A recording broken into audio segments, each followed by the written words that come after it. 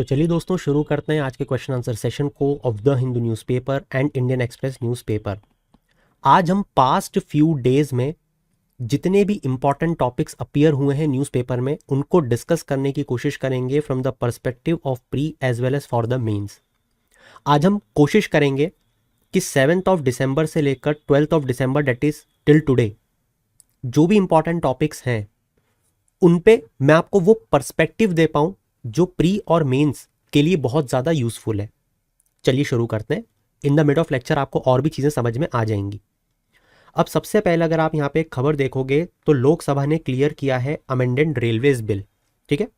But again जैसा कि मैं आपको हर बार कहता हूँ, जब तक कोई टॉपिक पूरा कंप्लीट ना हो जाए उसे आप डिस्कस न करो, एनालाइज न करो और ना ही किसी अंजाम पे पहुंचो कि ये क्वेश्चन इस तरीके से पूछा जाएगा, ठीक है।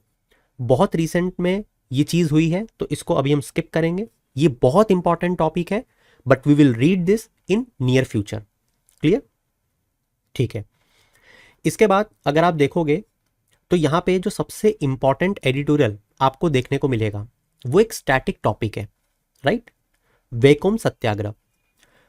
मगर एक यूपीएससी टॉपर के नजरिए से अगर आप इस आर्टिकल को देखोगे तो सिर्फ कुछ की पॉइंट्स को पढ़ के आप इस आर्टिकल को छोड़ सकते हो। जैसे फटाफट पढ़ना है आपको, ये एक सोशो पॉलिटिकल मूवमेंट था, जवाब है हाँ।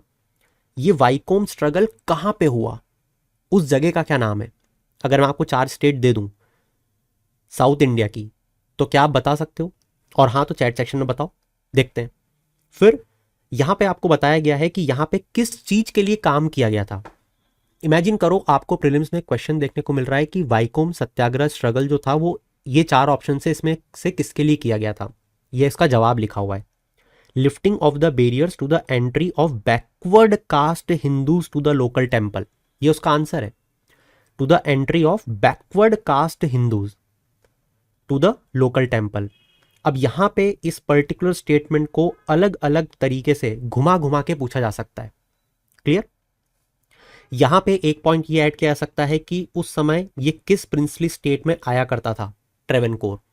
ये एक बहुत ज़्यादा इंपॉर्टेंट प्रिंसली स्टेट है, बिल्कुल वैसे ही जैसे जम्मू कश्मीर के बारे में आपसे हरि सिंह जी के बारे में, राइट, जूनागढ़ के प्रिंसली स्टेट के बारे में, फिर निज़ाम जी के बारे में, फिर ट्रेवनकोर के बारे में। ये सारी चीज़ें आपसे लगातार वो लोग पूछते हैं।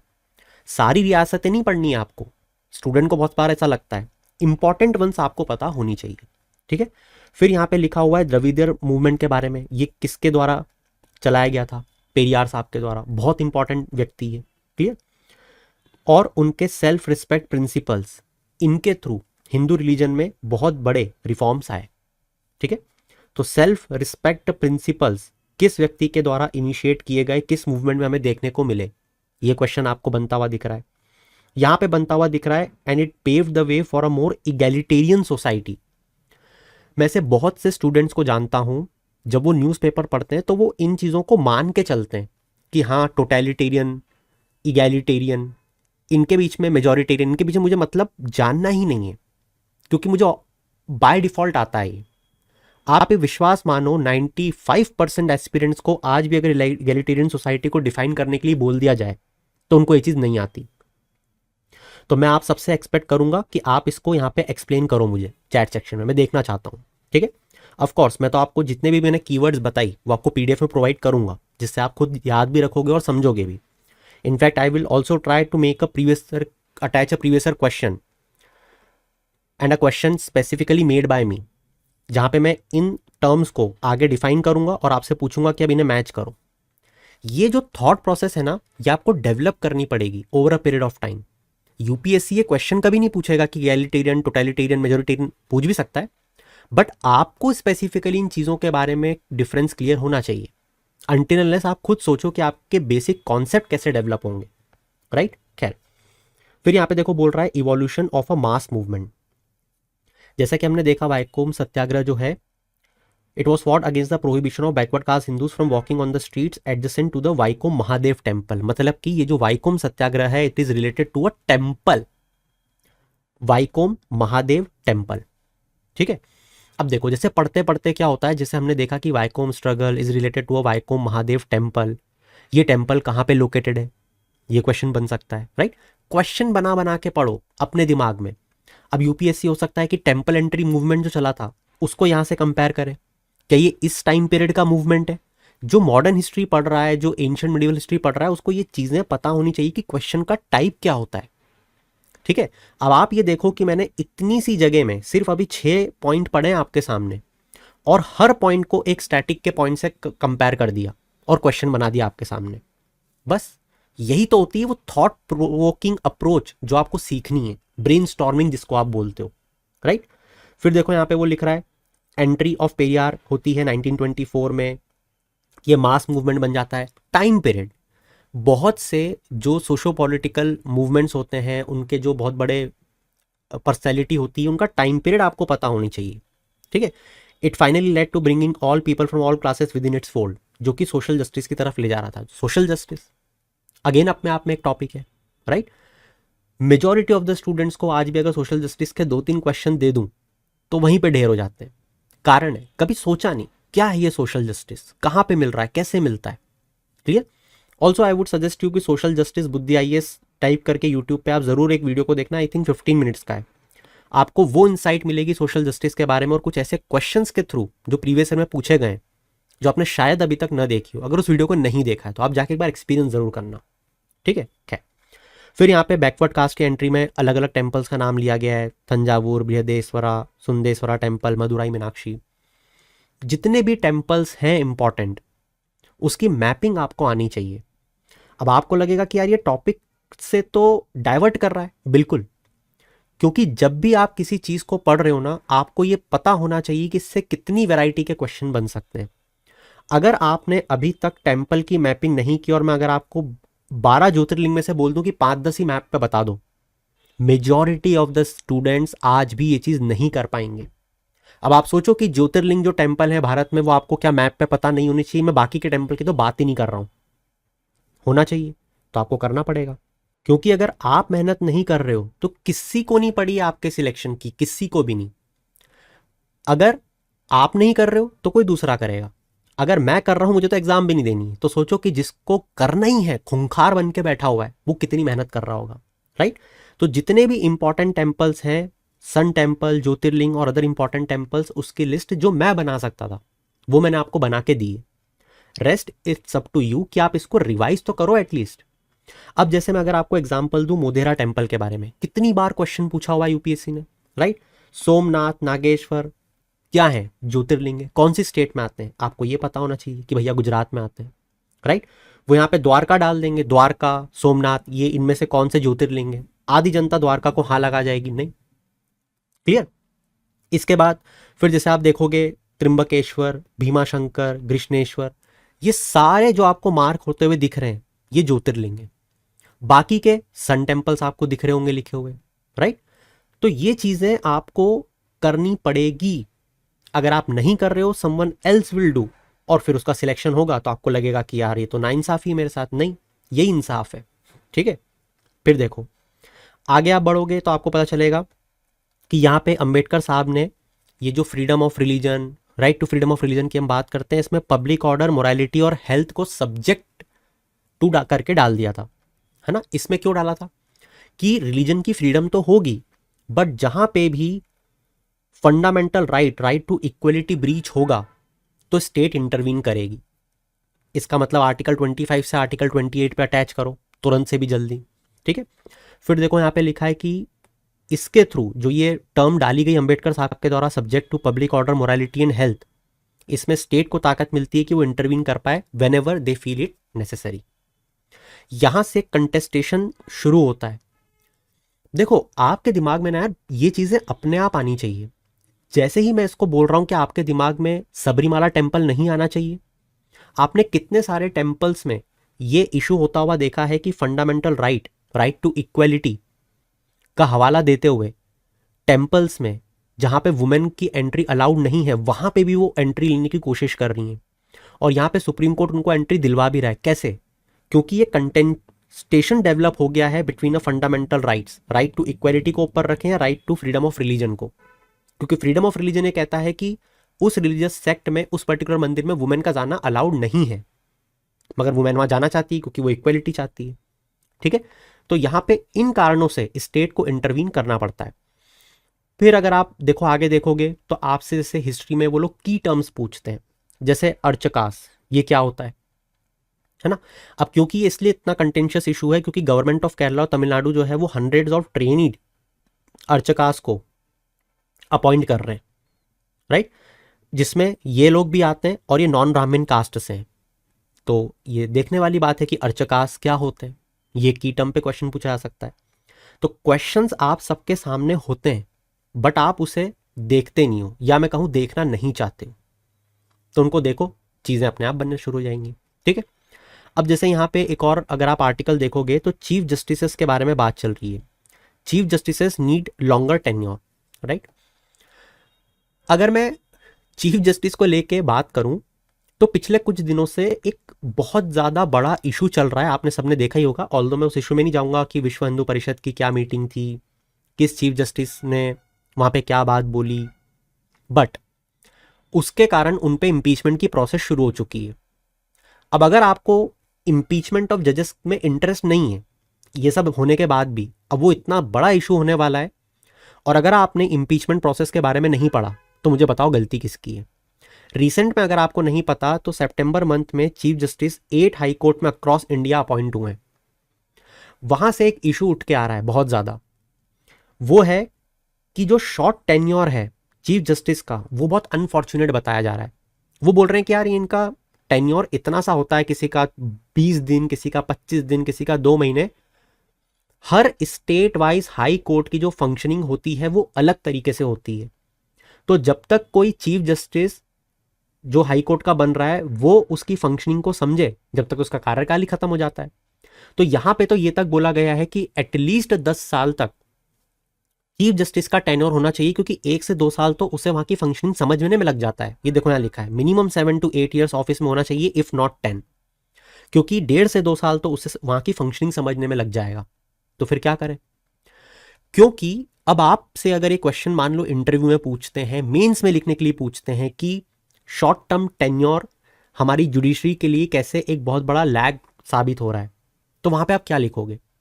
वहां पे आपको सबसे पहले लिखना पड़ेगा कि चीफ जस्टिस का जो टाइम पीरियड होता है या टेन्योर होता है वो ज्यादा होना क्यों जरूरी है, क्यों जरूरी है। फिर आपको बताने पड़ेंगे उसके फंक्शंस। अब आप एक बार ये सोच के देखो कि अगर मैं आपको chief justice of high court के फंक्शंस लिखने के लिए बोल दूं कि वो किन किन चीजों में कार्यरत होता है, आप क्या चीजों को लिख पाओगे, 4-5 पॉइंट को भी, कि हाँ वो ये काम करता है, और ये काम करने के लिए उसको स्टेट स्पेसिफिक हाई कोर्ट की फंक्शनिंग पता होना चाहिए कि वो कहां कहां इन्वॉल्व है व्यक्ति, वो पोजीशन पे। आप नहीं बता पाओगे, कारण है ये स्टैटिक किताबों में आपको चीजें नहीं मिलेंगी। And if you are not reading the newspaper as it should be, तो आप ये पॉइंट मिस कर जाओगे, है ना। अभी हमने पहले क्वेश्चन जनरेट किया अपने दिमाग में, अब हम उसका सॉल्यूशन ढूंढने जा रहे हैं, इसलिए हमें वो सॉल्यूशन मिलेगा। जो बाकी के स्टूडेंट्स हैं, एस्पिरेंट्स हैं, वो किसी क्वेश्चन को चाहते ही नहीं जनरेट करना, सिर्फ पढ़ो और आगे बढ़ो, गलत तरीका। अब देखो आंसर क्या है। जो हाई कोर्ट का चीफ जस्टिस होता है ये all round health of the institution के लिए जिम्मेदार होता है, या इसको मैंडेट दिया गया, या इस पर जिम्मेदारी है। चीफ जस्टिस एडमिनिस्टर करता है इस पूरे इंस्टीट्यूशन को, ट्रैक करता है उसकी फाइनेंशियल हेल्थ। देखो सोचो कि अगर आपसे एक क्वेश्चन ऐसा पूछ लिया जाए कि chief justice of high court जो है वो इनमें से कौन कौन से फंक्शंस करता है, आप माइट भी पॉसिबल सोचोगे यार फाइनेंशियल हेल्थ भी ट्रैक करता होगा, नहीं, इसमें फिनेंसेस का काम तो आज तक कभी सुना ही नहीं चीफ जस्टिस भी करता है, इसके लिए तो कोई अलग विंग ही होती होगी। ये थॉट्स आते हैं एग्जाम में बैठे हुए, अगर आपने चीजें पहले से नहीं पढ़ी है ना तो आपके थॉट्स गलत दिशा में जाएंगे, राइट। तो इसको इस तरीके से ब्रेनस्टॉर्म करते हुए पढ़ा करो किसी भी चीज को। फिर important role in recommending names for judgeship, constitute करता है बहुत सारी कमिटीज को जो इस इंस्टीट्यूशन को एडमिनिस्टर करती है। तो डायरेक्टली तो एडमिनिस्टर कर ही रहा है, कमिटीज को भी गठित कर रहा है जो फर्दर इस इंस्टीट्यूशन को गठित एडमिनिस्टर कर रही है। फिर स्टाफ का वेलफेयर देखता है ये, ठीक है। डिसिप्लिनरी एक्शन भी लेता है ट्रायल कोर्ट जजेस जो होते हैं या स्टाफ के अगेंस्ट जब भी कोई इशू उठता है। फिर it arranges for defence of such action before appropriate authorities when question, मतलब कि डिफेंस रख पाए व्यक्ति अगर किसी पे कुछ इल्जाम लगे तो। साथ ही it respond to innumerable mundane administrative request को भी एंटरटेन करता है, सिंपोसिया को अटेंड करता है, सेमिनार्स को, फंक्शंस जो होते हैं which are not necessarily restricted to law, मतलब दूसरे फंक्शंस में भी ये जाता है व्यक्ति, चीफ जस्टिस हाई कोर्ट का, बार काउंसिल के फंक्शंस को ऑर्गेनाइज करता है, advocate association across the state उनमें जाता है, और लीगल एजुकेशन में जो प्रॉब्लम्स हैं उनको एड्रेस करता है। समझ में आया? ये वो 10 पॉइंट है, 12 पॉइंट है, जिनमें से अगर आपने 5 पॉइंट भी लिख दिए तो आप ये सपोर्ट कर पाओगे अपनी बात को कि long tenure chief justice of high court या चीफ जस्टिस का जरूरी है। क्लियर? फिर वहां पे आप पहले बताओगे कि most chief justice बेयरली understand the requirement of the institution. क्यों? क्योंकि उनमें ये जितनी भी चीजें अभी हमने पढ़ी उसको समझने में टाइम चाहिए और उनके पास टाइम होता ही नहीं है। क्लियर हुई बात? इस तरीके से आपने, अब आप खुद सोचो, मेरे बोलने से नहीं, आप खुद सोचो अपने दिल पर हाथ रखकर कि आपने इस टॉपिक के साथ जस्टिस किया या नहीं किया। तो इतना अगर आपने पढ़ा और इस तरीके से सोच के पढ़ा तब जाके आपने इस टॉपिक के साथ जस्टिस किया, वरना तो फिर आप वही फुद्दू एस्पिरेंट की लिस्ट में आ गए, राइट?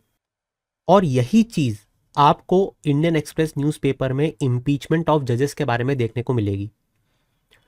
विश्वास मानो, ये वो क्लासिक आर्टिकल है जो आपको आज के बाद न्यूज़पेपर में कभी नहीं मिलेगा, कभी भी नहीं। मैं आपको बहुत बार इस चीज को शोकेस कर भी चुका हूं।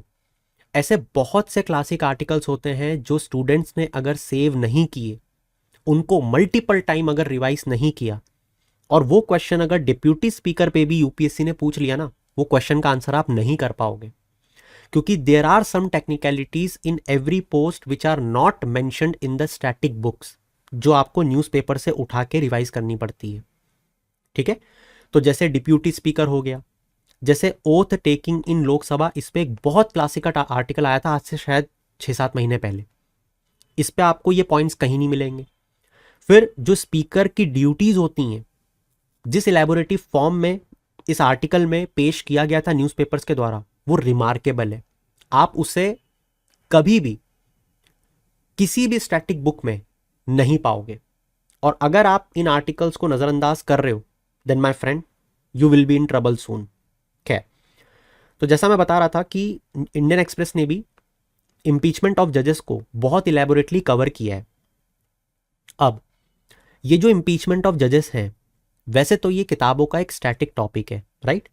But then too I would recommend सभी को कि आप इस पूरे आर्टिकल को एटलीस्ट 2 से 3 बार जरूर पढ़ना। मैं तो आपको प्रोवाइड करूंगा ही, राइट? तो उस पीडीएफ से पढ़ लेना, बट पढ़ना जरूर, है ना? उसमें बहुत सारी निटिग्रिटीज आपको दी हुई हैं, जैसे इंपीचमेंट प्रोसेस कैसे चलती है, कौन से आर्टिकल से निकलता है, ये किताबों में दिया हुआ है, राइट? तो ये आर्टिकल में जितनी भी चीजें हैं वो किताब में दी हैं। अब जैसे कुछ चीजें जो आपको एक्स्ट्रा मिलेंगी मैं बताता हूं, उसको आप ढूंढो किताब में कहां लिखी है। None of the 6 attempt, 6 attempt हो चुके हैं इंपीचमेंट प्रोसेस जब जज पे चलाई गई since independence, none have been successful, ये किताब में मिलेगा। हाँ, रामास्वामी और सेन, ये जो जजेस हैं, they have the committees of inquiry return the guilty finding, जो कमिटी बनाई गई, जो बनाई जाती है, उन्होंने गिल्टी हटा दी इन पे से। 5 ऑफ द 6 स्टेंसेस में जो चार्ज लगे थे वो फाइनेंशियल इम्प्रॉपरिटी के थे। किताब में जब ये चीज लिखी होती है ना, हम उसे नजरअंदाज कर देते हैं, और किताब में आई डोंट थिंक कि ये वाली चीज मेंशन है ना? आप और कंफर्म करना, मुझे जरूर करना। 5 ऑफ द 6 इंस्टेंसेस में चार्ज जो थे वो फाइनेंशियल इम्प्रॉपरिटी के थे, और बाकी के इट वॉज सेक्सुअल मिसकंडक्ट। क्या ये चीज वहां पे मेंशन है किताब में?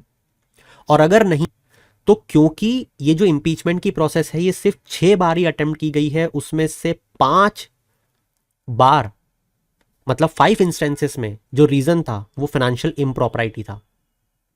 तो क्या आपको ये बात पता होनी चाहिए? सिर्फ सोच के देखो आप, ठीक है? तो ऐसे कुछ पॉइंट्स होते हैं जो न्यूज़पेपर में अपीयर होते हैं तो हम एकदम से उसे पकड़ लेते हैं, ठीक है?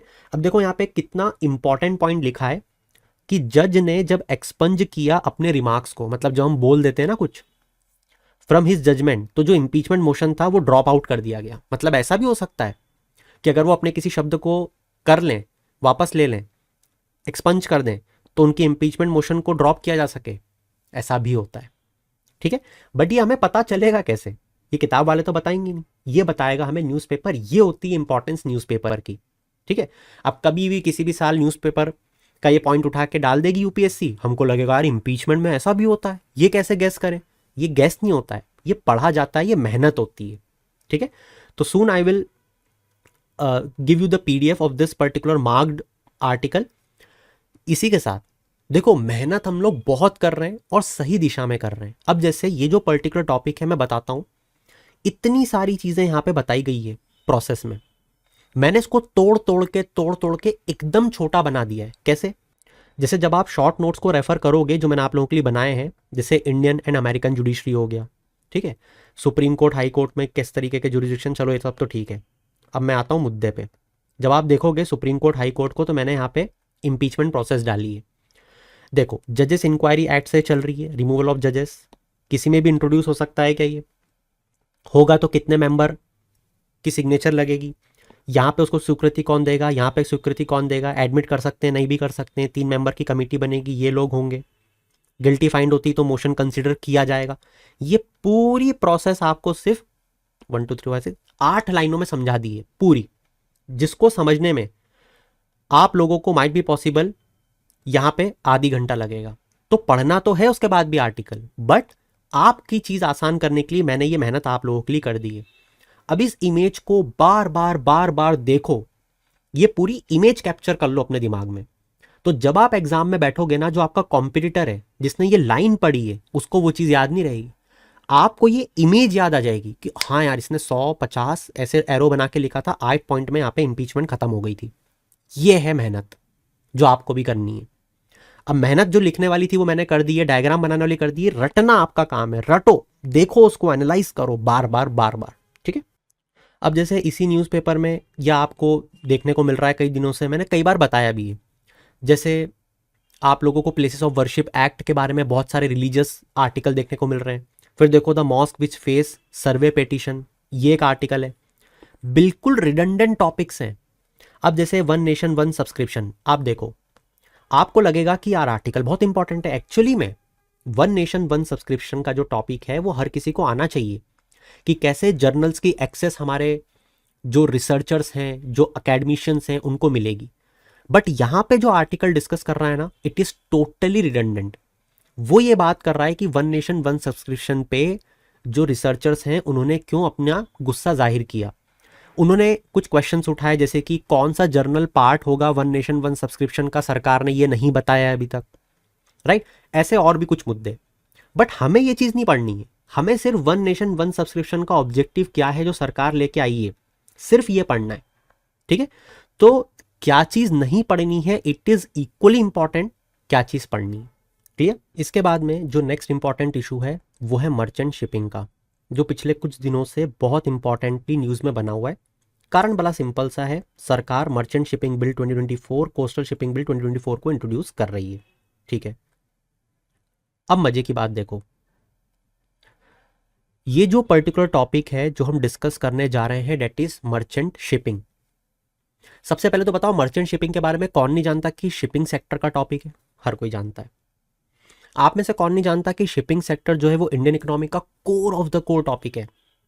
Roadways, railways, civil aviation, shipping, सब जानते हो? हाँ जानते हैं। अब मुझे बताओ कि इस आर्टिकल को पढ़ने के पहले जितने भी इंडियन इकोनॉमी के स्टूडेंट हैं, जो कि हर यूपीएससी एस्पिरेंट है, राइट, आपको मर्चेंट शिपिंग से पहले किस चीज़ को पढ़ना चाहिए? आपको पढ़ना चाहिए शिपिंग इंडस्ट्री के बारे में, क्योंकि शिपिंग इंडस्ट्री का ये एक फ्लैंक है और आई शुड से सब टॉपिक है, राइट। तो पहले आप शिपिंग इंडस्ट्री पे कमांड करो, ठीक है।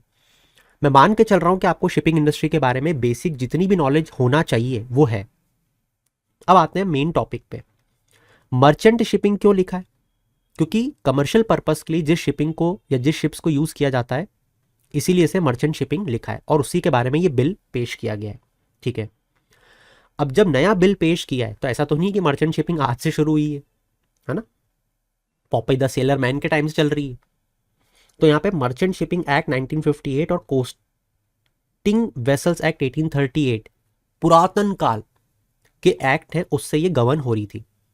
कॉमन सेंस की बात है, ये एक्ट अब रिडंडेंट हो चुके होंगे, इसमें बहुत सारे मेजर चेंजेस कर रही होगी सरकार, तो बस वो आपको पढ़ने और इस टॉपिक को खत्म करना है। और बाकी का जो आपको नॉलेज है वो कहाँ से लेना है? शिपिंग सेक्टर को पढ़ के। जो कहाँ पे आएगा? इंडियन इकोनॉमी के स्टैटिक पोर्शन में। क्लियर? जिसका स्टैटिक पोर्शन मजबूत होता है वो अपने आप ये बात जानता है कि स्टैटिक पोर्शन से मुझे कौन कौन सी चीजें उठा के अगर इस पे क्वेश्चन आता है तो मुझे इस पे डालना है। मैं आपको एक बहुत रिसेंट का एग्जांपल देता हूं। जो भी स्टैटिक पोर्शन पे कमांड रखता है वो ये बात जानता है कि अगर ऐसा कोई भी क्वेश्चन आएगा तो मैं वहां पे जो इकोनॉमिक सर्वे 2022-23 में टर्न अराउंड टाइम पे हमने डिस्कशन किया है, राइट, उसको भी मैं मेंशन करूंगा, राइट। वो कैसे इफिशिएंसी पे इंपैक्ट करता है मैं उसको भी जरूर मेंशन करूंगा। चाइना हमसे कितना ज्यादा है और यूएस मतलब कि एक डेवलपिंग होकर डेवलप्ड इकोनॉमी, मैं उसका भी मेंशन करूंगा।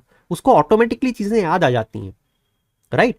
ये तो पढ़ेगा ही वो, ये तो हर एस्पिरेंट पढ़ रहा है। बाकी मेरा जो कनेक्टिविटी है वो सिर्फ वही स्टूडेंट कर पाएगा जिसने उन चीजों को उतने ढंग से पढ़ा है।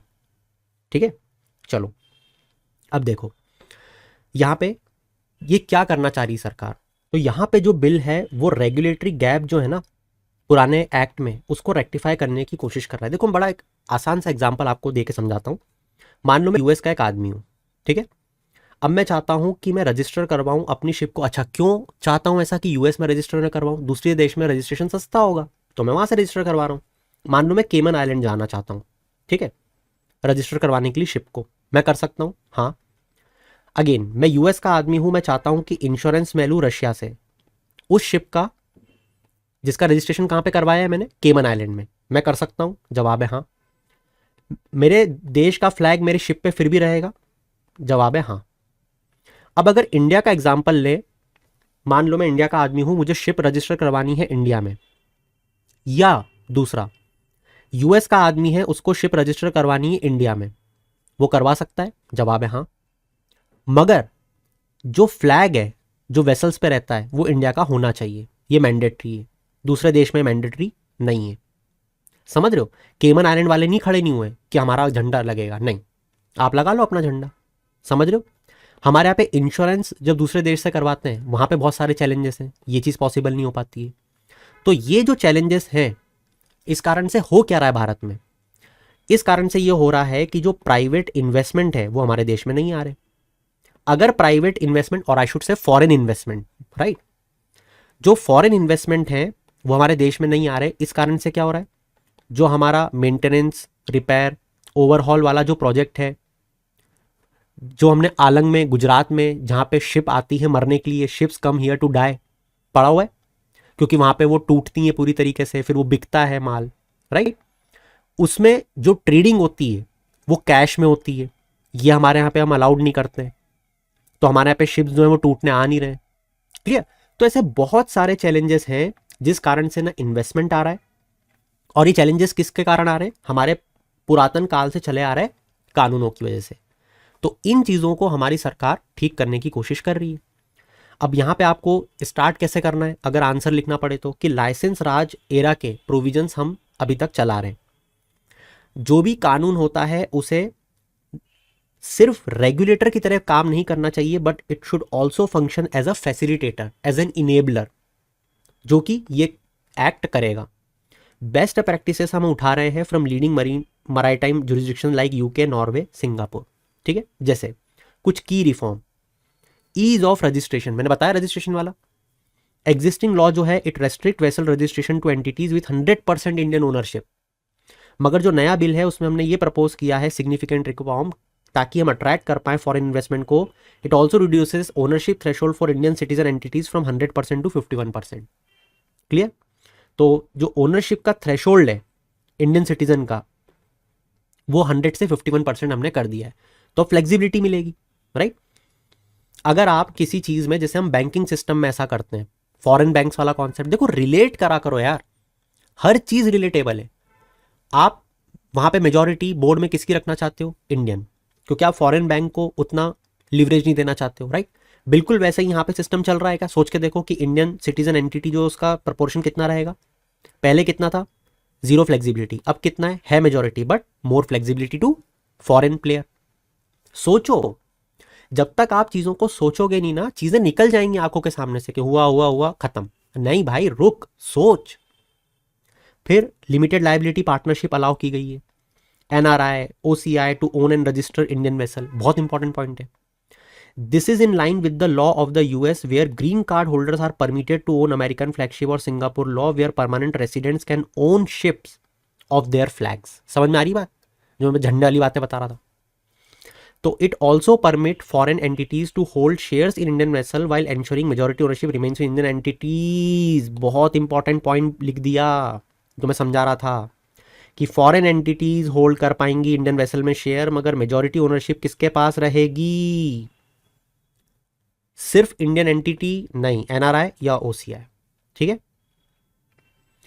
फिर ये देखो क्या बोल रहा है कि bill allows registration of vessels chartered by Indian entities under the bare boat charter cum demise. याद रख सकोगे इस चीज को? जवाब है नहीं, हटाओ।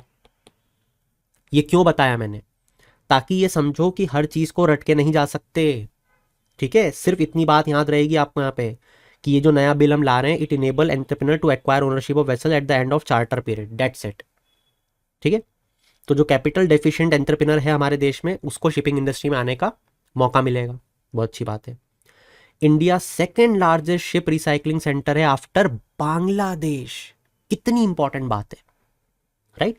शिप रिसाइकलिंग इंडस्ट्री जो है, it practices the concept of cash purchase of the vessel. बताया था मैंने, कैश में परचेस करना जब उसको खत्म करने के लिए लाया जाता है।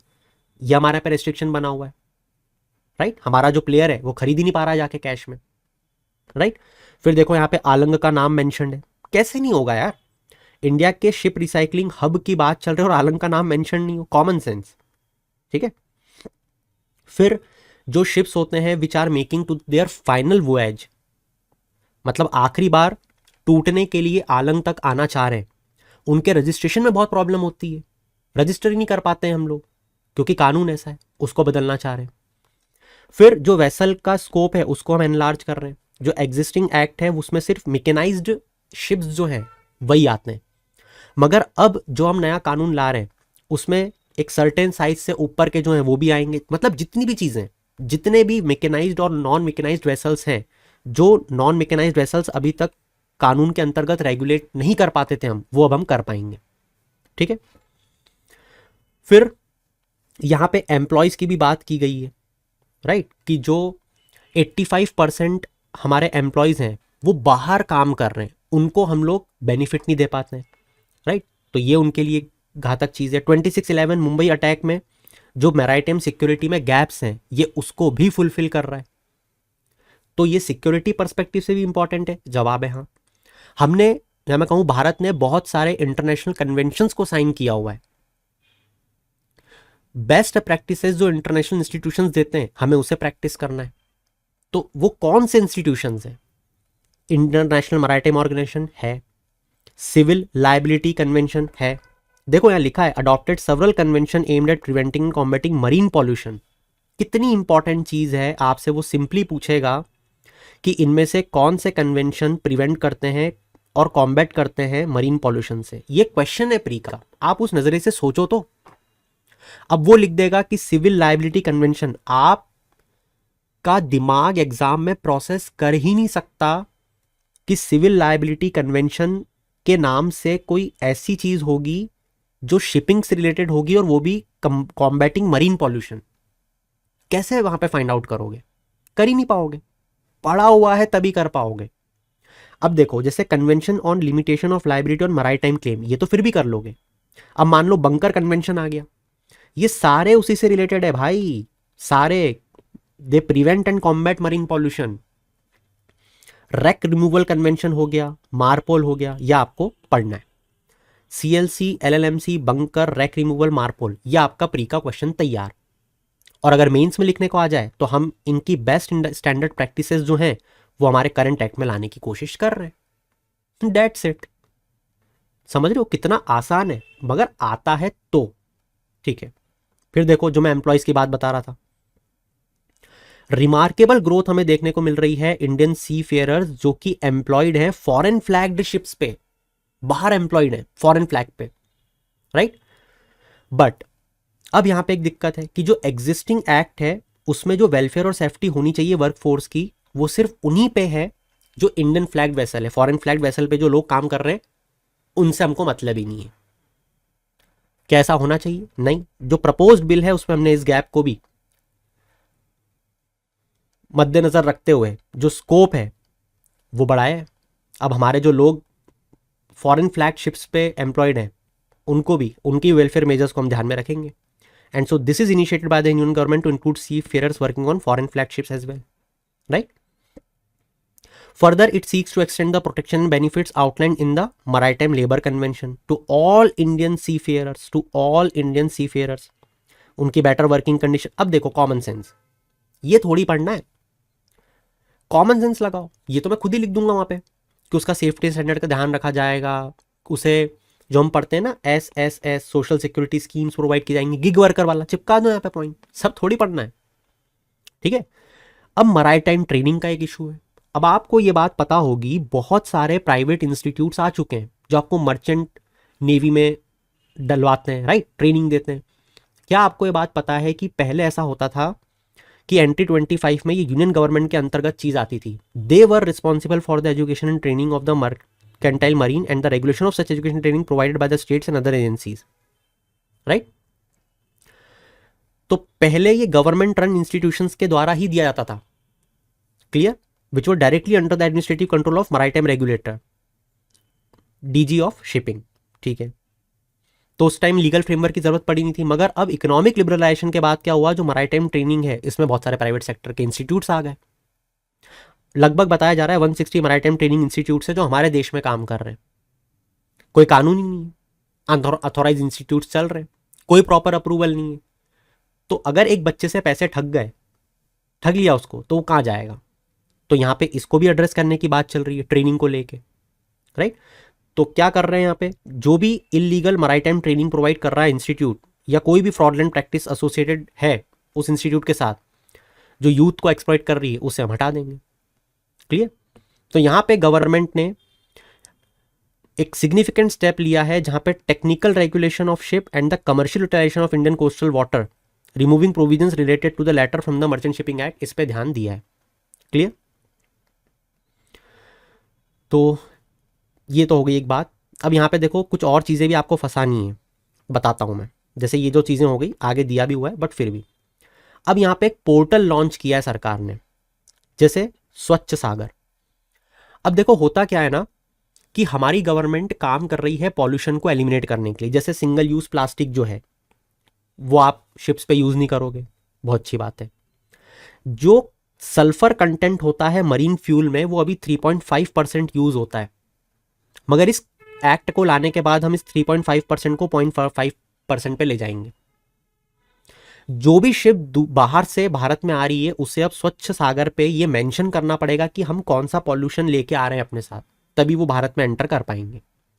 क्या आप बात समझ रहे हो, ठीक है। अब इसी चीज को आपको कनेक्ट करना है सागर। अरे ये सल्फर वाला पॉइंट समझ गए ना, बहुत इंपॉर्टेंट है ये कि सल्फर का जो कंटेंट है मरीन फ्यूल में हम कम कर रहे हैं इसके थ्रू, ठीक है। ये लिख के आना अगर आए तो। अब वो आपसे ये एक्सपेक्ट करेगा यूपीएससी एग्जामिनर कि भाई सागरमाला से आप इसको कनेक्ट करोगे कि सागरमाला का जो हमारा ऑब्जेक्टिव है उससे ये अलाइन कर रहा है हमारे शिपिंग सेक्टर को। जो इंडिया को डेवलप्ड नेशन, विकसित भारत बनाने का ऑब्जेक्टिव है बाय 2047, वो आपको यहाँ पे लिखना पड़ेगा। जो एम्प्लॉयमेंट अपॉर्चुनिटीज क्रिएट करने की हमारी सरकार कोशिश कर रही है बाय ब्रिंगिंग दिस एक्ट, वो आपको मेंशन करना पड़ेगा। तो अब आप एक मिनट के लिए बस सोच के देखो कि आपने कितने सारे पर्सपेक्टिव को इस आर्टिकल के थ्रू कवर कर लिया, कितने सारी चीजों को, राइट। अब आप इन सारी चीजों को अगर स्टैटिक से भी कनेक्ट कर दो तो सोने पे सुहागा नहीं हो जाएगा, राइट। कोई बड़ी बात नहीं है, आपको सिर्फ मुद्दे की शिपिंग की चीजें पता करनी है। उसमें से जो भी चीजें आपके सामने आएंगी एग्जाम में उसको कनेक्ट करके धड़ धड़ लिख देना, क्लियर। मैंने आपको इसमें हर चीज, भले ही वो फिर इनलैंड वाटरवेज हो, उसका क्वेश्चन आए तो कैसे अटेम्प्ट करना है, इनलैंड वाटरवेज क्योंकि एक बहुत इंपॉर्टेंट टॉपिक है तो हमारी सरकार इसके लिए क्या क्या कर रही है वो बातें, मरीन शिपिंग में क्या स्टेटस है मरीन शिपिंग का, बॉर्डर एरिया कितना है उससे कनेक्ट करके मरीन शिपिंग में क्या क्या चैलेंजेस हैं। अब वो चैलेंजेस अगर मैं आपको लिखने को बोल दूं तो आप नहीं लिख पाओगे अगर आपने पहले से नहीं पढ़े तो। जब पोर्ट्स पे यूपीएससी ने क्वेश्चन पूछा था हमने ऑलरेडी उसे प्रिपेयर किया हुआ था, आपके सामने चीज़ है, राइट। जो इंपॉर्टेंट टाइप्स ऑफ पोर्ट्स होते हैं उसके बारे में आपको पता होना चाहिए। बस अगर ये बेसिक चीज़ें पता हैं, एक आधी केस स्टडी पता है जैसे वाधवान वाली जो हमने देखी थी, बस उससे आगे क्या पढ़ोगे, कुछ होता ही नहीं, राइट। टाइप्स ऑफ पोर्ट जो होते हैं पीपीपी मॉडल में, सर्विस, टूल, कॉर्पोरेटाइज, इनके बारे में लिख दो, सागरमाला प्रोजेक्ट के बारे में बेसिक चीज़ें लिखो, आगे बढ़ो, काम खत्म। ये लेवल ऑफ प्रिपरेशन चाहिए। अगर हम कर पा रहे then we are in, or else we have to think where we are going. आगे बढ़ने के पहले, जैसे कि आप में से बहुत से लोग मुझसे ये पूछते हैं कि अगर हमें आपके साथ मिल के प्रिपेयर करना है राउंड द ईयर, जिस तरीके से आप पढ़ाते हो हमें वो पढ़ाने का तरीका बहुत अच्छा लगता है, हमें बताओ कि हम आपसे कैसे जुड़ सकते हैं, कैसे हम इस स्ट्रैटेजी को फॉलो करके अपने कॉम्पिटिटर से ज़्यादा इफ़िशेंटली पढ़ाई करेंगे, और कैसे कम टाइम में हम चीज़ों को सम अप करेंगे, और कैसे हम डेली बेसिस पे अपने नोट्स बनाएंगे भी और उन्हें अपडेट भी करेंगे। ये एक प्रोसेस क्या है जो आप हमसे फॉलो करवाने की कोशिश कर रहे हो, तो उनको मैं 1 मिनट में जल्दी से इस पूरी प्रोसेस को समझा देता हूँ। देखो, ये जो पूरा खेल है, जितने भी आप माइंड मैप्स देख रहे हो या देखते हो, ये सारे एचडी माइंड मैप्स काम करते हैं as short notes for us, जिसे हम आखिरी टाइम के लिए डिज़ाइन करते हैं throughout the year, daily basis पे।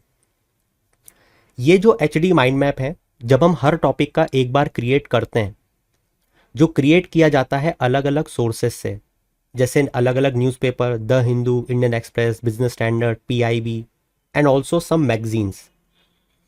एक बार एक टॉपिक का जब माइंड मैप क्रिएट हो जाता है, और वो माइंड मैप इस तरीके से बनाया जाता है जिससे प्री के सारे सवाल हम हल कर पाएं और मेंस का एक बहुत प्यारा मॉडल आंसर हम लोग लिख पाएं, बस हमारा काम खत्म हो जाता है। एक बार अगर माइंड मैप बन गया, उसके बाद जब भी न्यूज़पेपर में वो आर्टिकल आता है, हम अपने माइंड मैप को खोलते हैं, उससे उसे कंपेयर करते हैं। अगर न्यूज़पेपर के आर्टिकल में कोई नई चीज़ या ऐसी चीज़ आई है जो हमारे माइंड मैप में नहीं है, कोई नई अपडेशन आई है, तो हम उसे वहाँ पे लिख लेते हैं छोटी सी लाइन में, और हमारा पूरा टॉपिक रिवाइज भी हो जाता है और अपडेट भी हो जाता है। न्यूज़पेपर का न्यूज़पेपर पढ़ना हो जाता है। और सिर्फ न्यूज़पेपर ही नहीं, भले ही वो PT 365 हो या भले ही वो मंथली मैगजीन हो, टॉपिक देखा, उसमें अपडेट किया और आगे बढ़े। इस तरीके से हम डेली बेसिस पे अपनी चीज़ों को अपडेट करते हैं और हमेशा हम प्री और मेंस के लिए तैयार रहते हैं। इसका फ़ायदा ये होता है कि हमें आखिरी टाइम पे जो बाकी एस्पिरेंट्स भागेंगे, हमारे कॉम्पिटिटर इधर उधर, हमको कहीं भी नहीं भागना पड़ता। हम हर वक्त तैयार होते हैं एग्ज़ाम को देने के लिए। तो ये जो स्मार्ट वर्क की स्ट्रेटजी है, ये मैं आप लोगों के लिए मेहनत करके दे रहा हूँ, क्योंकि इसमें बहुत रिसर्च लगती है माइंड मैप्स को बनाने में, इसके इलेबोरेटिव वीडियोस डिलीवर करने में। आपका हार्डवर्क सिर्फ ये है कि आपको इन चीज़ों को फॉलो करना है। तो अब अगर आप इस चीज़ से जुड़ना चाहते हो, तो मैं आपको सजेस्ट करूँगा www.buddhi-academy BUDDHIACADEMY पे जाके आप कोर्सेज को एनरोल कर सकते हो। अब इस पूरी चीज़ को जानने समझने के लिए, ये देखने के लिए कि ये चीज़ आपके लिए बनी है या नहीं, मैं आप सबको एक चीज़ सजेस्ट करूँगा, टेलीग्राम चैनल पे जाके देखो, जितने भी माइंड मैप्स हम लोगों ने बनाए हैं वो सब वहाँ पे अवेलेबल हैं। तो आप सब जाओ, टेलीग्राम चैनल को खोलो, वहाँ पे माइंड मैप्स को देखो। अगर आपको लगता है कि ये स्ट्रेटेजी आपके लिए बनी है, आप आपके कॉम्पिटिटर को बीट कर सकते हो स्ट्रेटेजी को फॉलो करके, then do enrol in both the courses, that is Indian economy and current affair. You will be benefited a lot. इसके बाद में देखो, एक मुद्दा चल रहा है कि ANI वर्सेस ओपन AI। ये जो डिबेट चल रही है क्या है? देखो, बड़ी सिंपल सी डिबेट है। जैसे मान लो कि न्यूयॉर्क टाइम्स है, राइट?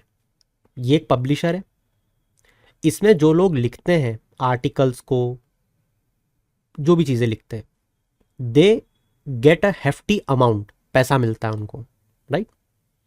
बिल्कुल वैसे ही हमारे यहाँ पे भी जो मीडिया हाउसेज हैं, उसके अंतर्गत जो भी आर्टिकल्स वो लोग लिखवाते हैं, उन एडिटोरियल्स के उनको बहुत ज़्यादा पैसे देने पड़ते हैं।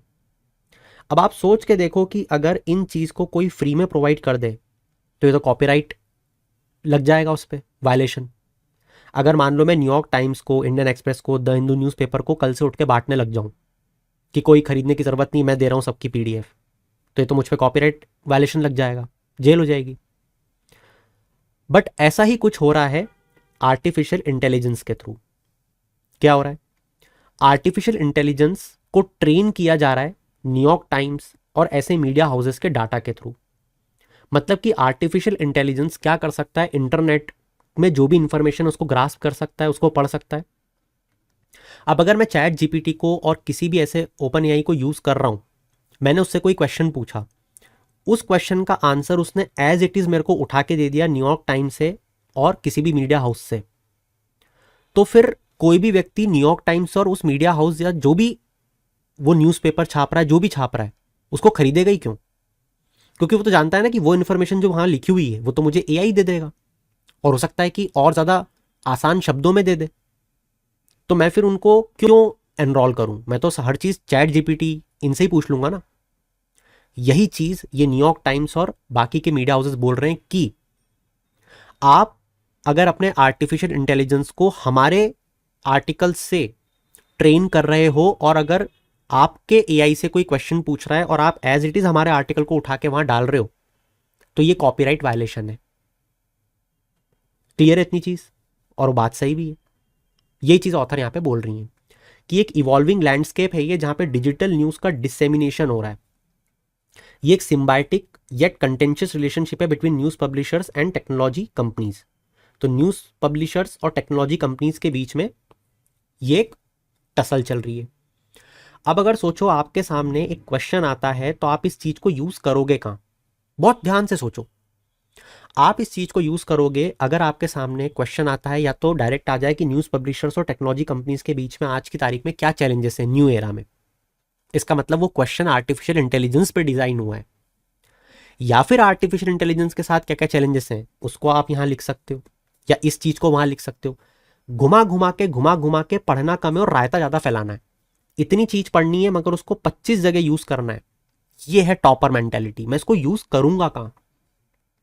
ठीक है, अब देखो, जैसे यहां पे साइंस का अगर कोई टॉपिक आ जाए, LLM का, जिसका फुल फॉर्म क्या होता है? Large language model. अब देखना बहुत ध्यान से, आप सबसे पहले ये सोचो कि ये लार्ज लैंग्वेज मॉडल जो है, ये इसके थ्रू क्या जेन एआई को ट्रेन किया जा रहा है? जवाब है हाँ। मगर फिर ये जेन एआई क्या होता है? Generative artificial intelligence. मतलब कि आर्टिफिशियल इंटेलिजेंस के क्या कुछ टाइप्स होते हैं क्या? जवाब है हाँ।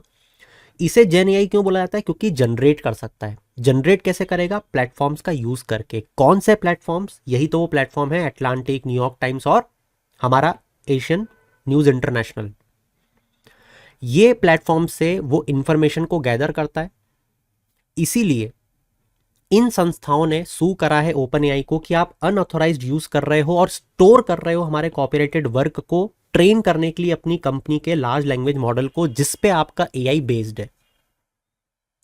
ये क्लेम किया गया है। अब क्लेम क्या है और डिफेंस क्या है? क्लेम तो समझ गए कि कॉपीराइट कंटेंट का यूज हो रहा है एलएलएम की ट्रेनिंग के लिए, अथोराइजेशन इसके लिए लिया नहीं है, कोई हमको पैसे नहीं मिले, मगर हमको तो पैसे पे करना पड़ रहे हैं। ओपन एआई वाले के अगेंस्ट एएनआई ये बोल रहा है, राइट? तो इन अक्टूबर ओपन एआई ने ब्लॉक करा ANI by applying its opt out policy which allows websites to opt out of automated use of their text by AI scanner. Not at all important. Important ये है कि it operates on the principles of fair use and exception for text and data mining for scientific research. ऐसा OpenAI का बोलना है कि भैया हम तो text and data mining scientific research के लिए कर रहे हैं जो करी जा सकती है। फेयर यूज एक ऐसा लीगल प्रिंसिपल है जो परमिट करता है limited use of copyrighted material without the owners permission. मतलब ओनर की परमिशन की जरूरत भी नहीं है, even if you are using the copyrighted material of their. अगर उसका यूज क्यों किस लिए हो रहा है? परमिटेड लिमिटेड यूज हो रहा है, ठीक है।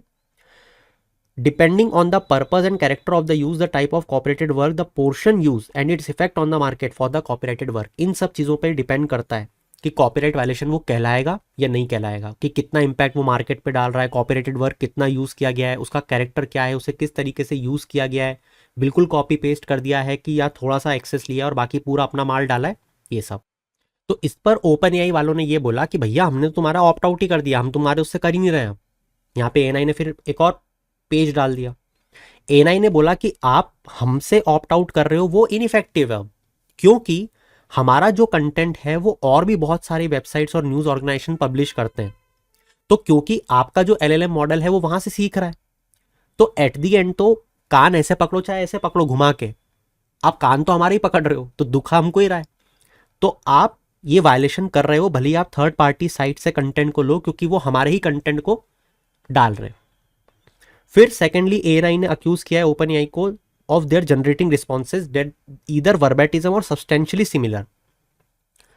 एएनआई का ये कहना है कि भैया आप वर्बेटिज्म उठा के हमारी चीजों को आंसर के फॉर्म में डाल रहा है आपका एआई, या कुछ सब्सटेंशियल चेंजेस कर रहा है, बस मतलब जैसे इसकी जगह कुछ और लगा दिया, बस ऐसे चेंजेस। ठीक है, ये उन्होंने बोला है कि ये सीधे सीधे कॉपीराइट वायलेशन है।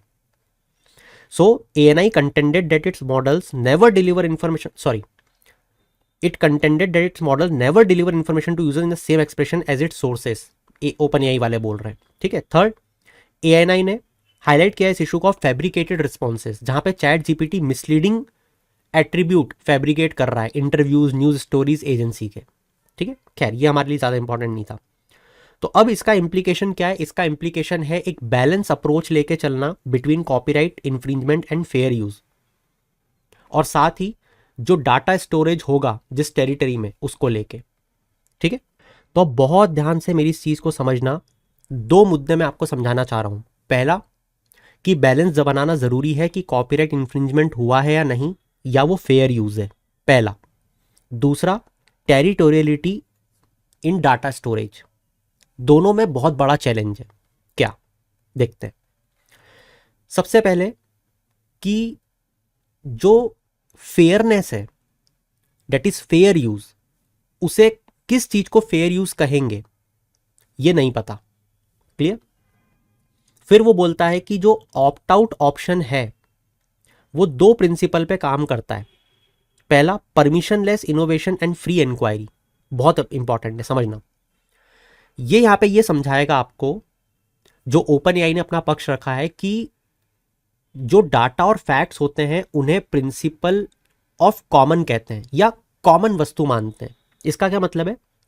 कि डाटा और फैक्ट्स जो होते हैं वो सबकी एक्सेस उस पर होनी चाहिए, है ना, और वो पब्लिक नॉलेज है, तो उसकी हर व्यक्ति को एक्सेस है कि वो उस पर साइंटिफिक रिसर्च या पर्पस के लिए यूज कर सकता है। तो हम जो ये डाटा उठा रहे हैं वो डाटाज और फैक्ट्स हैं। समझ रहे हो बात को? अब इस चीज को वो डिनाई कैसे करेगा एएनआई वाला? ये सोचने वाली बात है। और ये ओपन एआई का पक्ष फेयर यूज की तरफ उसको ले जा रहा है, ये बात भी सच है। फिर वो बोल रहा है कि एआई मॉडल की जो ट्रेनिंग हो रही है it falls under fair use. अब आप इसको प्रूव करो कि फेयर यूज में कैसे नहीं आ रहा है, और ये इंडिया में एक बहुत ग्रे एरिया है, क्योंकि इसके लिए हमारे पे कोई गाइडलाइन नहीं है। ठीक है, फिर हमारे यहाँ पे टीडीएम प्रोविजन जो है इंडियन कानून में, उसको भी एब्सेंट देखा जा रहा है। ये अगेन कंट्री की जो अप्रोच है फॉर फॉस्टरिंग इनोवेशन उस पर एक क्वेश्चन डाल रहा है, राइट। और टीडीएम क्या होता है? अभी मैंने आप लोगों को बताया था, वापस देख लो। Text and data mining for scientific research, text and data mining. अब प्री का क्वेश्चन निकालो। Text and data mining recently seen in news, ये किसके रिस्पेक्ट में आपने रिसेंटली देखा? Generative AI, tussle between New York Times, यानी समझ रहे हो, ऐसा तो नहीं पूछेगा, जेन एआई पे क्वेश्चन आएगा। तो टीडीएम क्या है? Text and data mining. Clear? तो ये जो टेक्स्ट एंड डाटा माइनिंग के प्रोविजन है भारतीय कानून में, ये है ही नहीं। तो इससे समझ में आ रहा है कि हम इनोवेशन पर ध्यान नहीं दे रहे। फिर टेरिटोरियलिटी का भी इशू बहुत गंभीर है, क्योंकि हम तो बोल देते हैं ना कि जो भी भारतीयों का डाटा है वो भारत में स्टोर करो। यहां पे टेरिटोरियलिटी का इशू बहुत ज्यादा कॉम्प्लेक्स है। क्यों? क्योंकि ये जो डाटा स्टोर करा जा रहा है इस जेन एआई के द्वारा, ये सबसे पहले तो डाटा सॉवरेनिटी पे एक थ्रेट है, क्योंकि हमारे देश में स्टोर नहीं हो रहा है। वो पहले ही बता चुके हैं, बताया ना उन्होंने, पूरा data processing occurs outside India. बहुत अच्छी बात है। तो कंट्री ऑफ ओरिजिन इंडिया है, मगर डाटा यहां पे स्टोर नहीं हो रहा, क्योंकि ये जो डाटा है ये क्लाउड बेस्ड सर्विसेज पे स्टोर्ड है। और इसे टेरिटोरियलिटी की डेफिनेशन में ला पाना, क्योंकि बहुत अलग अलग जगह के सर्वर्स पे ये डाटा अलग अलग जगह स्टोर है, तो इसको इतने इजीली टेरिटोरियलिटी में ले आना कि हमारे यहाँ पे स्टोर होगा, पॉसिबल नहीं है।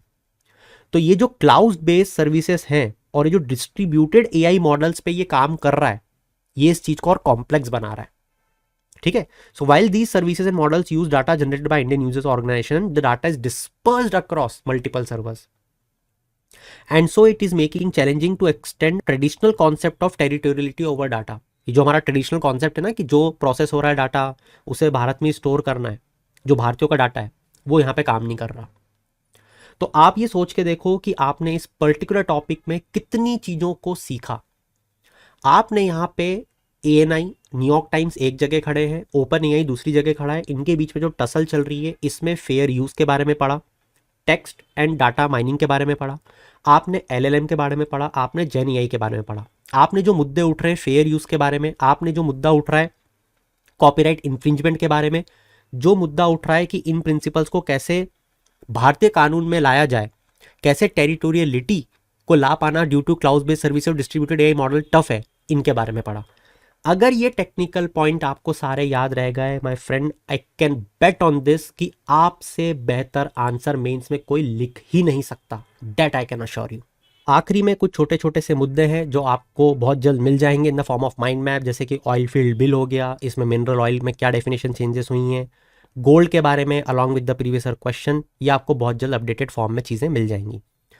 आखिरी में जाते जाते बस मैं इतना ही कहूँगा, भले ही मैं न्यूज़पेपर सेशंस को कंडक्ट करूँ या ना करूँ, आपके पास कोई भी चीज़ कम नहीं आएगी, हर चीज़ आपको कोर्स में प्रोवाइड कर दी गई है या कर दी जाएगी। Nothing will be left and everything will be completed before the exam, ताकि आपको सफिशिएंट टाइम मिले कि आप चीज़ों को कंप्लीट कर पाओ। That's my assurity given to you. That's it from my side for today's question answer session. उम्मीद करूंगा आपने आज बहुत सारी चीज़ें सीखी होंगी। Will meet you soon, till then keep shining, have a good day.